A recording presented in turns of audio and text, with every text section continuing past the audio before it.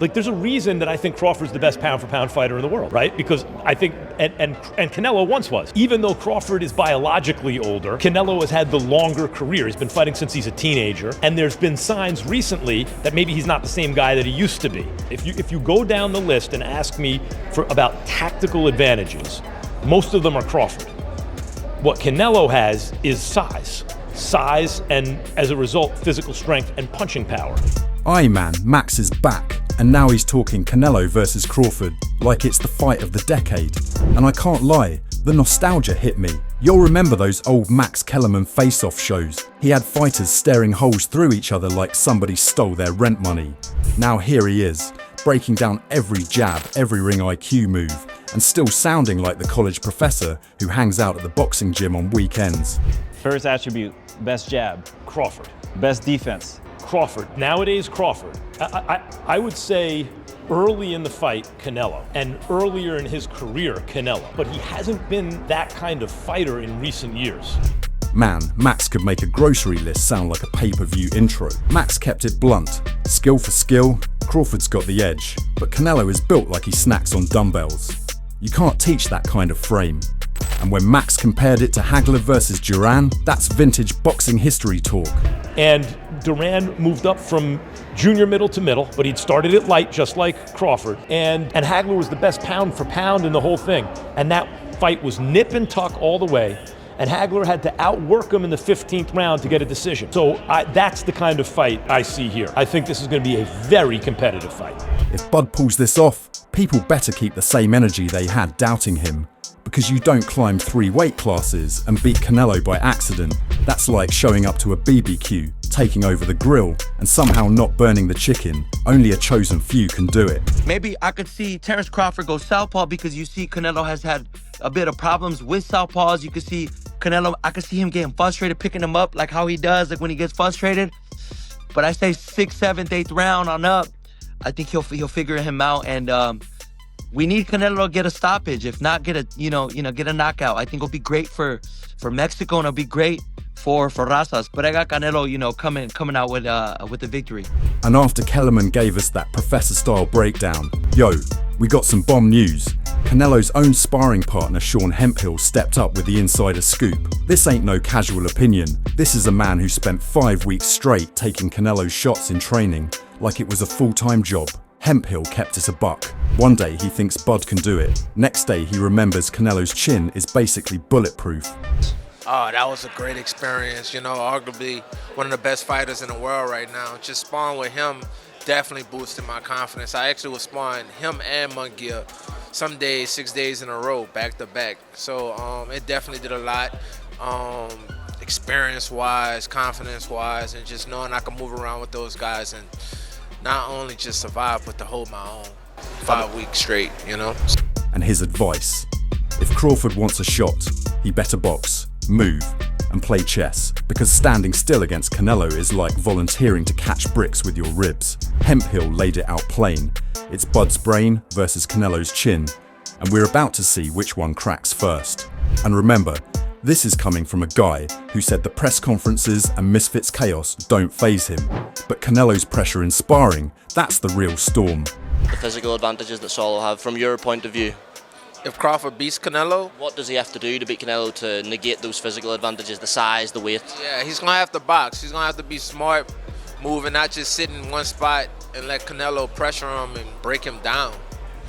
Alright, let's keep it real. This Canelo versus Crawford matchup is like throwing dynamite into a volcano. On one side, you got Canelo Alvarez, the man with a granite chin. We're not talking about regular durability. This dude ate bombs from Gennady Golovkin, the hardest hitter of his era, and didn't even blink. But here's the flip side. What about Crawford? We've seen cracks before. Madrimov showed us Bud ain't Superman when it comes to taking shots. Terence Crawford moved from 47 to 54 to fight Madrimov. What did he do to Madrimov? Nothing. A lot.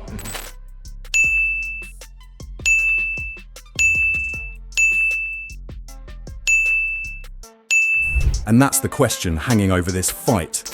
What happens when Canelo, a guy who hits like a truck, starts landing on a naturally smaller man? At the same time, Bud is the sharpest mind in the game. His ring IQ is like a cheat code. He downloads opponents mid-fight, flips the script, and suddenly you're drowning in adjustments. Let's be honest, it's Granite Chin versus Genius Brain, the truck versus the tactician. And when two unstoppable forces collide, somebody's got to bend or break. Canelo, it's crazy because he could win by a knockout, and Crawford could probably win by moving around and making the fight a little difficult for Canelo. But like I said, anything could happen. And just when we're all stuck debating Granite Chins and Genius Brains, Alicia Boundard slid in and flipped the whole conversation. She's like, hold up, you're sleeping on Canelo's skills. And honestly, she's not wrong. Everybody's busy talking about size, weight, power, but Alicia reminded us this ain't just about who's bigger, it's about who's smarter, sharper, and more seasoned. And I love how Alicia flipped it. She basically said Crawford loves a challenge. But let's not act like Canelo hasn't been in there with monsters before. The biggest test for Terence, I would have to agree with the size. And I also have to note that experience is everything when it comes to boxing. And I feel like Canelo is a well-seasoned fighter. Plus, she hit that point about Bud's power at 168 like, cool, he's sharp, but can that snap really dent a dude who walks through heavyweights in sparring? And after Alicia hit us with that fighter logic breakdown, Liam Smith jumped in sounding like the voice of experience at the barbershop. He kept it blunt, no fluff, straight shooter energy. The man basically said, look, I've been around the block, and I'd be massively surprised if certain things played out the way fans dream it will. That's veteran talk right there. You can hear the years of grind in his voice. Is Crawford going to fight at the weight he's at, walking around at? I think Crawford might come in 164, 165, and try and keep a bit of speed, because that's his best asset, his speed, his rhythm, his timing. And I love how he compared Canelo's size to Bud's. Like, bro, Canelo walking into the ring looking 190 pounds easy, Bud pulling up like, nah, I'll keep my speed. That's like showing up to a demolition derby with a Tesla, slick, but one wrong bump and it's over. And when Liam touched on Canelo versus Crawford punching power, you could feel he wasn't selling a fantasy, he was selling the truth. He's telling us exactly what we don't want to hear but need to. Sometimes the timing is now or never. You ask Canelo now, could he make 154? He'd have to chop his leg off. Crawford could still make 147. He moved it to 154 for Madrimov, for legacy, to be a two-weight world champion. Now he's trying to be, 5, he skipped middleweight, so it'll be interesting to see, but I just don't think he'll be big enough and solid enough. And right after Liam Smith kept it real about Canelo versus Crawford, Breadman Edwards came through and dropped a grenade on the whole conversation. He's like, you'll better stop playing because Canelo's sparring Jaron Boots Ennis? That's not just practice. That's like training for a fire drill inside a burning building. Breadman broke it down. If you're prepping for Crawford, Boots is the closest thing walking this planet. Switch hitter, boxer puncher, killer mindset. He's got that same DNA. And he said it straight. That move by Team Canelo wasn't just smart, it was genius level chess. That's like paying the bouncer to keep Superman out the club. The wild part, Breadman admitted he's still rocking with Bud, but he also said respected voices in boxing are flipping their picks because of this sparring move. When I saw that Boots was with him, with Canelo, I said, damn, it probably would have been a good move if Crawford team would have sent Boots a check to say, to keep him away from Team Canelo, because that's the only guy that could prepare you at this level for Crawford. Think about that. Canelo pulled in Boots, a guy who doesn't even have off days in the gym, like ever.